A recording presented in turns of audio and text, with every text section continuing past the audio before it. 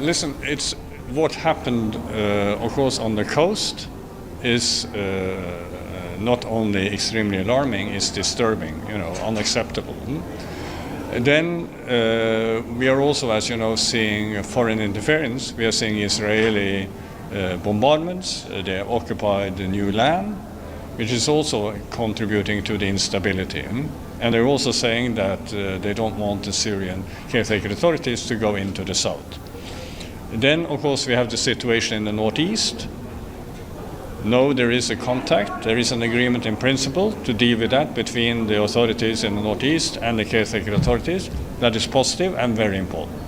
So what we need to see is that the investigation that is now ongoing on the coast, that we will hear a proper result from that the continued dialogue between the caretaker authorities in Damascus and the northeast, that continues, and that it is supported by Turkey and the United States, and then we need to see a stop in Israeli attacks. I think if all of this happens, and then we have a transitional process that is really inclusive, I think it's possible to avoid it. But as I said in my briefing, Syria stands at a crossroad.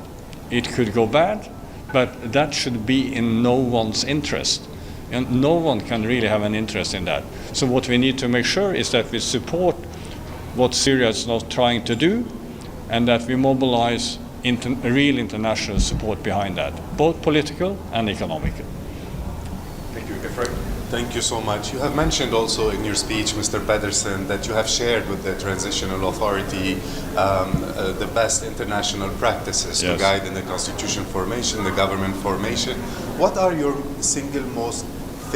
what are your biggest worries over this matter, and how receptive do you think or do you feel that they are being to international practices?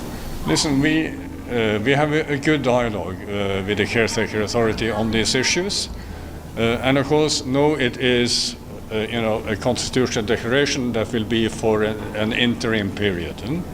But at the same time, as you know, they also want now to start to work on a new constitution. So there will be a constitutional committee that will be appointed. Extremely important that that committee is representative of all Syrians. All communities are part of it, and that the new social contract that will then be developed will learn from the process they have now and what I call best international practices. And obviously, will not be surprised to hear, we are here to help and to assist in that process. Yes, Mr. Pedersen, you mentioned the foreign fighter issue in your statement. We saw multiple member states, they actually also mentioned that. According to your communication to the current caretaker government, what is their response to this issue?